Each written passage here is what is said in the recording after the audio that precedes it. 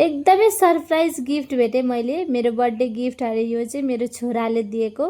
मेरो चाहिँ बर्थडे हो जनवरीमा, गिफ्ट दिएको छ अगस्टमा। हेर्नुहोस्, जे नहोस् तर गिफ्ट चाहिँ भेटेँ मैले। म यति नै धेरै खुसी छु कि के भन्नुहुन्छ।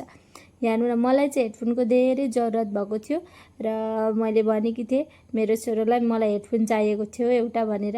र छोराहरूले चाहिँ आमाहरूलाई बहुत माया गर्ने के।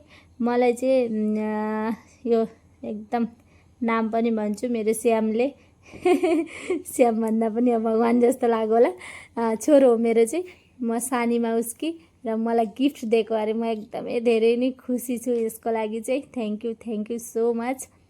र यहाँ हेर्नु न, मलाई एकदमै जरुरत पनि थियो र धेरै राम्रो पनि रहेछ यो चाहिँ।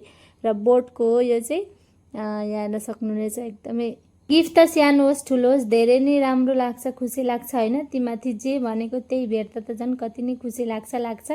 यही हेडफोन लगाइ भोइस ओभर हाल्दैछु अहिले पनि, कस्तो भएको छ भनिदिनु होला। र श्यामलाई फेरि पनि थ्याङ्क यू सो मच। र यसमा अरू के रहेछ हेरौँ है त।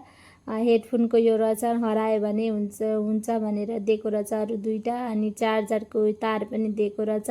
एकदमै राम्रो, तपाईँहरू पनि मगाउन सक्नुहुन्छ। यो अनलाइनै हो, फ्लिपकार्टबाट मगाइदिएको अरे मलाई। र म चाहिँ एकदमै सरप्राइज भएँ। Thank you so much.